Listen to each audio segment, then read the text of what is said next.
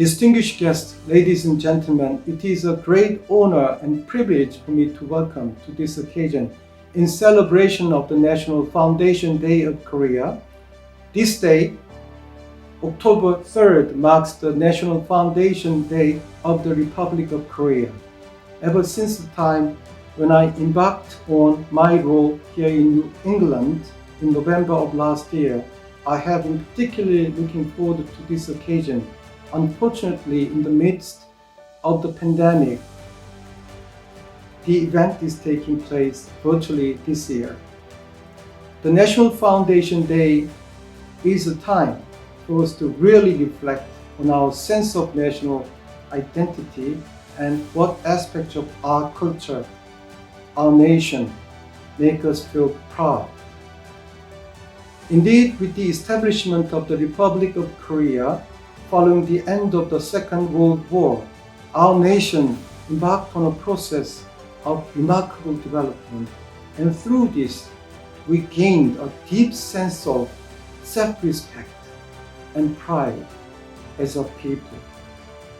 Emerging from the ravages of war, Korea developed into the thriving democracy and market economy it is today.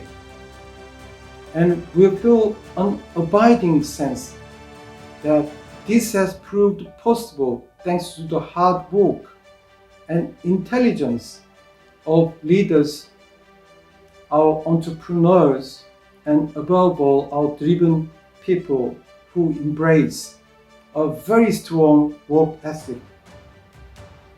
In taking stock of the path Korea has traveled, there is one element that has been an instrumental part of this journey, the Rock-US alliance. It has long served as the very linchpin for peace and prosperity, not only on the Korean Peninsula, but in the Asia-Pacific region more broadly. I believe the alliance is stronger than it has ever been, and it is thanks to the unwavering support of our peoples that this has proved possible. And in fulfilling my role, it has been gratifying to see for myself the depth, the strength of the bonds we share, and inspiring to sense the true will to imbue even more impetus into them.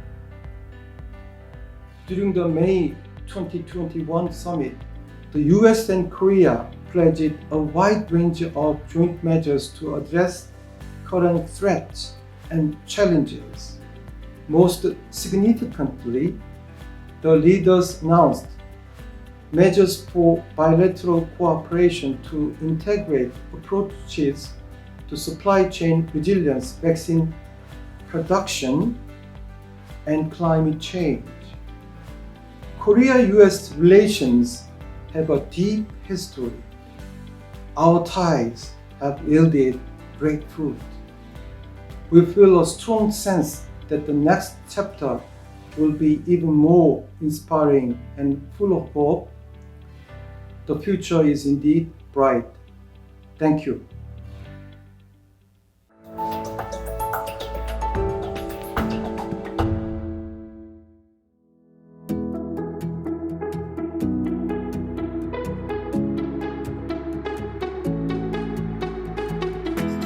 Hi, I'm Congresswoman Catherine Clark, and I want to send along my best wishes for this year's National Foundation Day of the Republic of Korea.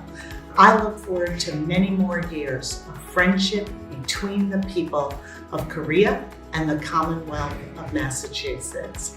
And I hope you enjoy tonight's celebration. Gejeopmitdo, the National Foundation Day of Korea. Through the years, Rhode Island and South Korea have become very good friends. We have developed important trade relations as well as other important bilateral relations. I hope to see those foster and become stronger as we move forward in the years ahead. So with that, congratulations on this very important National Foundation Day, and we wish you also a very happy Midsummer Festival. It is my pleasure and honor to wish you all a happy Korean Foundation Day on October 3rd. This has been a very tough year for all of us again regarding the pandemic, and the state legislature, especially the House Asian Caucus, values the support of the Korean community while we do our work at the State House and our friendship with the Korean Consulate. City of Quincy received a mass donation for the Korean Consulate, which we're very grateful for, as well as keeping updated on issues regarding COVID and what's going on in Korea.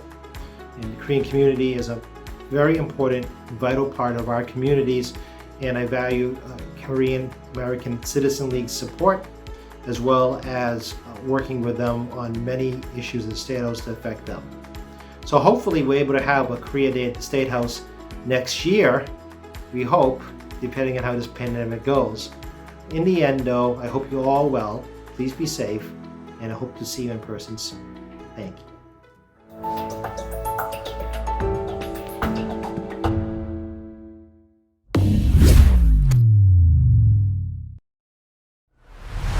For more than 70 years, the 155-mile-long ecological wonder cutting through the middle of the Korean peninsula remained untouched by men.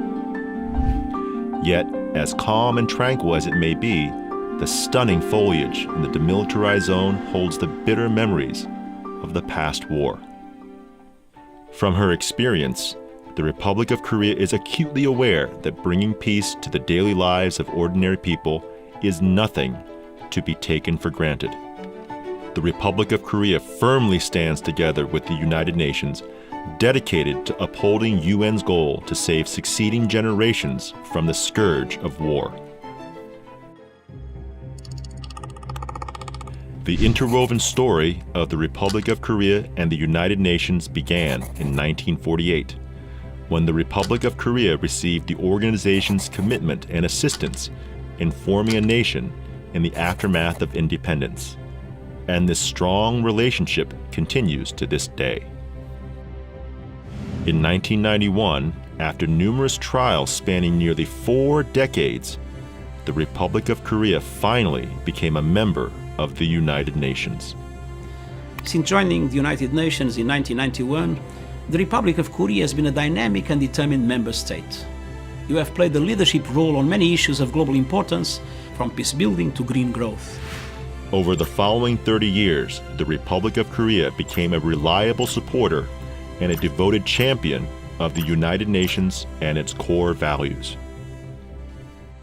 Proudly donning the blue helmets of the United Nations, the Republic of Korea played its part in restoring hope and peace to many conflict-affected areas of the world.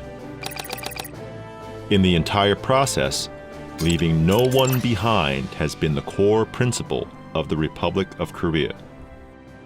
Bearing in mind the generosity and warmth it received from the international community, the Republic of Korea has been more than willing to lend a helping hand to others in need. And now, envisioning a safe and secure world for the future generation, the Republic of Korea is stepping up to serve once again as a non-permanent member in the UN Security Council for the 2024-25 term. The Republic of Korea will continue its leading role in tackling the growing threat of climate change.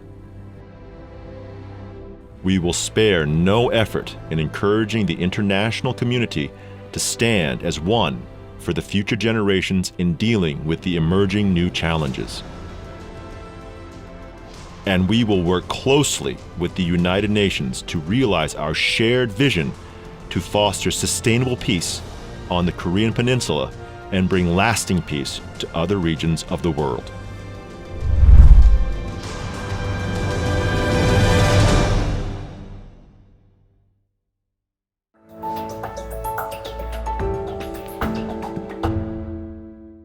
단군 신화와 함께 우리 조상들은 우리 조국을 사랑했고 자랑스러워했습니다. 민주평통에서도 분단된 우리나라를 위해 올해도 많은 일들을 했습니다. 매년 한반도 통일을 기원하면서 동포 여러분의 통일 염원과 남북이 하나 돼서 개천절을 기념하는 날을 소원해 봅니다.